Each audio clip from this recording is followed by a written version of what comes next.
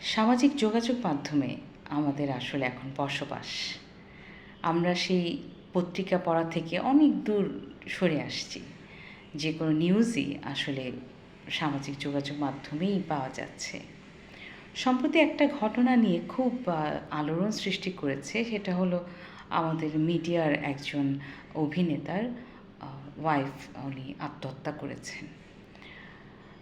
আরেকটাও নিউজ আছে, সেটা হলো একটা ছোট্ট মেয়ে, 7-8 বছরের একটা মেয়ে, যাকে ধর্ষণ করার পরে গলা জবাই করে যাকে মৃত ভেবে খুনি ফেলে এসেছিল।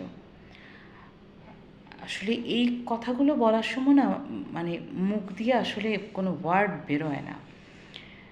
যাই হোক, আমি একটা শুধু ঘটনা শেয়ার করি আপনাদের সাথে, যে আলভি ওয়াইফ, উনি অ্যাডাল্ট, আলভিও অ্যাডাল্ট।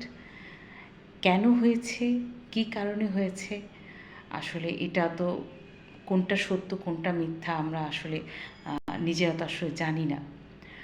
তারপরও আত্মহত্যার কেন করতে হবে, আসলে আমরা যারা মা হয়েছি তাদের মনে হয় যে সন্তান হওয়ার পরে সন্তানটাই আসলে প্রায়োরিটি পায়। আমি আমার হাজব্যান্ডের সাথে যতই গণ্ডগোল থাকুক না কেন, আমার মনে হয় যে যে কোনো মায়েরই তার বাচ্চাটাকে প্রায়োরিটি দেওয়া উচিত।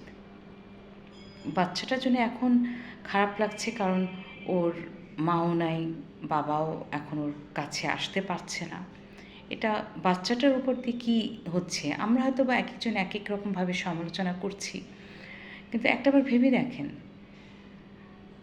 তারা ফেমাস আর্টিস্ট, সো তাদের আত্মহত্যা বলেন বা যেটাই বলেন, সেটা নিয়ে এক পক্ষ আন্দোলন করছে, মানববন্ধন করছে, কিন্তু আরেক দিকেও তো একটা ছোট্ট একটা বাচ্চা যাকে ধর্ষণ করার পরে গরুর মতো জবাই করে ফেলে দিয়ে আসলো, ওই বাচ্চাটাকে নিয়ে কোনো প্রতিবাদ হলো না, ওই বাচ্চাটাকে নিয়ে কোনো মানববন্ধন হলো না।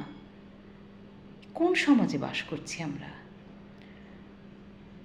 আমার খালি মনে হচ্ছে যে, আমার মনে হচ্ছে গত সরকারের আমলে যদি এই বাচ্চাটির এই ঘটনা ঘটতো, তাহলে আজকে সমাজে বা দেশে কি অবস্থা হতো, তোলপাড় লেগে যেত। এখন কেন হচ্ছে না, এটা আমার আসলে বোধগম্য না।